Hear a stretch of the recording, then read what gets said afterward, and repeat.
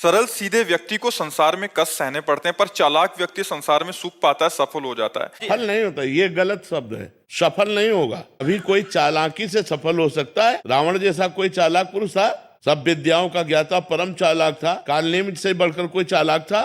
पूरी संजीवनी बूटी जैसी ही द्रोणागिरी में हर औषधि को कर दिया और साधु बनकर बैठ गया। हनुमान जी ने मार डाला, राम जी ने रावण को मार डाला, रहा न को कुल रोवन हारा। चालाक पुरुष सफल कैसे हो सकता? नहीं, सीधा सरल पुरुष कष्ट पा सकता है, पर सफल सीधा और सरल सच्चाई पर चलने वाला हो। जैसे धर्मराज युधिष्ठिर बिल्कुल सीधे थे, यहां तक इतने सीधे थे कि युद्ध क्षेत्र में कल कौन सी रणनीति है वो जाके दुर्योधन सीधे पूछ लेता था। भ्राताश्री कल कौन सा चक्रव्यूह रचना है वो बता देते थे। इसीलिए भगवान दो बैठक करते थे, एक युधिष्ठिर के साथ और एक युधिष्ठिर से अलग। युधिष्ठिर के साथ जो बैठक की वो चक्रव्यूह रचना ही नहीं होगी, क्योंकि वो दुर्योधन को पता हो। इतने सरल थे कि वो आके पूछ लेते, वो पूरी बात बता देते थे। तो आप देखो विनाश किसका हुआ? चतुर चालाक, जिसके साथ शकुनी, दुशासन, कर्ण, दुर्योधन के साथ इतने चालाक, चालाकी की हद थे ये लोग। तो क्या ये लोग सफल हुए?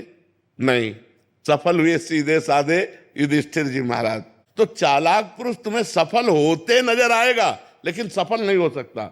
सीधा साधा पुरुष तुम्हें दुख भोगते नजर आएगा, लेकिन वो दुख भोगेगा नहीं, आगे चलकर वही विजय को प्राप्त होगा। थोड़ी यात्रा ऐसी है जिसमें संशय हो सकता है देखकर कि बेईमान, दुष्ट, चालाक, कपटी पुरुष उन्नति को प्राप्त हो रहा है और धर्मात्मा, ईमानदार दुख को प्राप्त हो रहा है। लेकिन परिणाम में जो सही चल रहा है उसका सही परिणाम होगा, और जो गलत चल रहा है उसका गलत परिणाम होगा पक्का।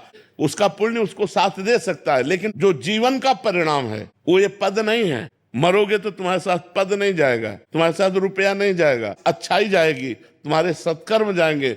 और ये पक्की बात समझ लो, जब आपके आचरणों का, और भगवान ऐसी बुद्धि भ्रष्ट कर देते हैं कि खुला आचरण उसकी गंदगी सामने आ जाती है। आदमी की इज्जत चली गई तो किस योग रह गया? तो ये पक्का समझ लो, अच्छा पुरुष और धर्मात्मा पुरुष दुखी हो सकता है लेकिन हार नहीं सकता।